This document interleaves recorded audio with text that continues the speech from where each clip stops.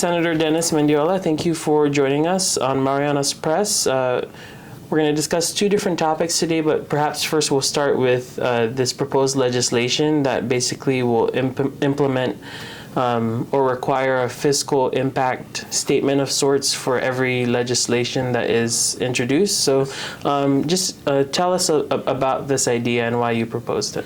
Thank you, Tommy, and good morning. Thank you for having me again. So this legislation, I guess one of the things that our leadership has been discussing is how do we try and effectuate change. And one of the things that we kind of discussed is this legislation. One of the things or one of the most important part of this legislation is that anytime we produce any legislation here in the legislature, it allows for every member to see the fiscal impact of this legislation. What that means is that anytime we push legislation out that is implemented for the executive branch to enforce or to absorb, that there's now a fiscal impact portion of it that kind of identifies what's the fiscal impact or what's the financial impact that the executive branch is going to encumber as a result of this legislation. So it's a good legislation. I think that when we're trying to be physically smart or financially smart, I think this is the best route to start. Identifying what is the financial impact. So yeah. And so you're going to require this. It says it includes any legislation that creates, eliminates, or alters government programs, services, imposes new taxes or fees, alters existing tax rates, changes revenue, requires or affects public spending, alters existing revenue.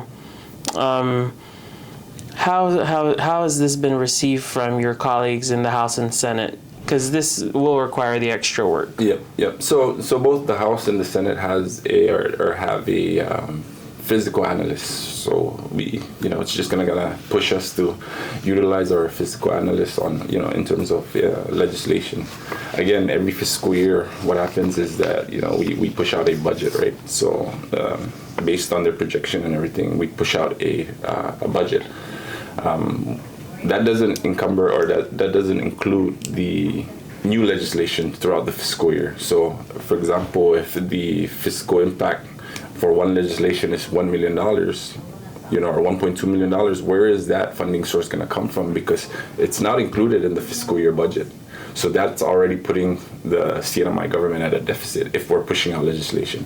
I get the intent that we're always trying to make the functions of the government better. The problem is that we don't see the fiscal impact till the following fiscal year.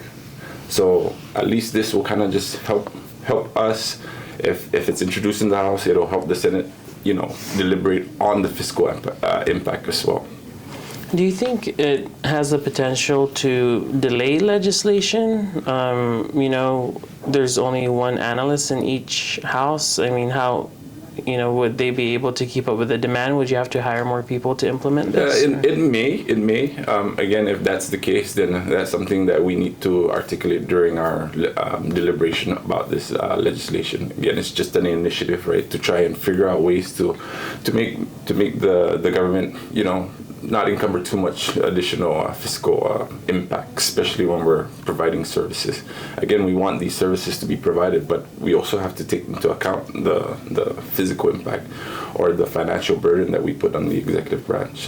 Again, coming from the executive side, when I used to be, one of the commissioners, if you just push the legislation to me and it requires me to implement this, now I'm trying to shuffle money around to try, or funds around to try and make this work so that I'm not in violation of the legislation.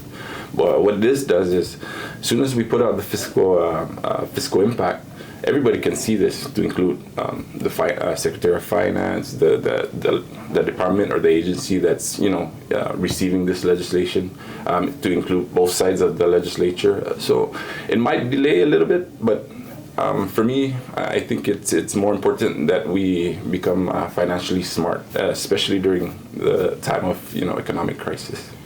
And one of the potential effects, that I'm kind of that might be anticipated is now there might be more. This requires more work from the lawmaker themselves, right? So it almost, because if the fiscal impact statement doesn't work in your favor, then you're not likely to introduce it because it shows it's not, feasible, right? And I think that's very important, especially now. Again, we're talking about a crisis in our economy. So if the fiscal impact is not in our favor, I don't think it's smart for us to keep pushing legislation out.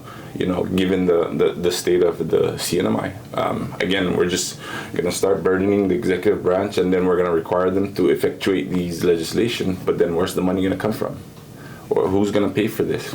So it is going to require a little bit more work. But I think most legislators, anyways, do the fiscal analysis or financial burden, but it's just never a part of the legislation. I think this, if this pushes forward, I think this will now show everybody the financial impact, and it'll, make, it'll kind of weigh out the decisions when legislators are, deciding on whether to vote yea or nay on such legislation.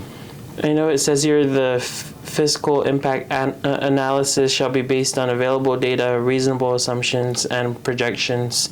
Are we confident we'll have kind of that data available and, to create a true statement that doesn't, lean one way or the other? I don't think that in every instance the data is going to be available, but I think doing that extra legwork will be beneficial.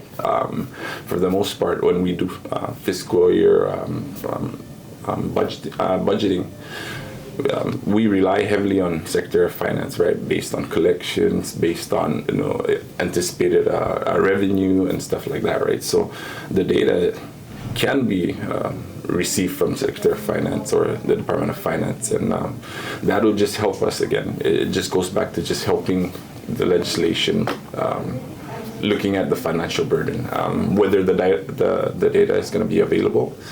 In some instances, it might not be available, and that's where it'll be stipulated, right? And so we can move forward rather than just come at a standstill because there's no data available. All right. Anything else you want to add on this before we move on to CUC? No, that's it. The intent, again, it's going to go into the committee, and the committee can deliberate on that if they need to add more into it or remove any of it, or I'm not saying that it's going to pass. So if it goes down to the House, it might just they might just kill it, and it's fine with me. But it's an initiative on my end to try and figure out how to make the CNMI a little bit better, financially cautious. All right, thank you, Senator. And so now I want to shift to your efforts within the Commonwealth Utilities Corporation. Sure. Tell us about the oversight you want to do there. Oh, so it's I've been receiving complaints about this the RFP that went out for gensets for Saipan and Rhoda. I know that Rhoda is kind of struggling with I believe they're using a backup generator. So the oversight really is just to try and understand, what's going on. Where's this RFP? How is that going to hurt the services provided to both Rhoda and Tiniana? So it's really just that. All right, and so did you form a committee, or what are the next steps? So it goes to PUTC, right? Public Utilities Transportation Committee, which is chaired by Senator Jude. So I've asked him to, just look into this matter. Again, the intent is not to, throw people under the bus or finger pointing on whose fault it is. It's really to just kind of get an understanding on what's going on and report this to our constituents. That's the intent of that oversight. All right. And so has the hearing happened already? No. We're probably going to meet with the leadership and just discuss some of the the issues that came out. So when that happens, we'll let the chairman decide when his team is available to pursue with the oversight. All right. Thank you, Senator. Appreciate your time. Thank you. Thanks.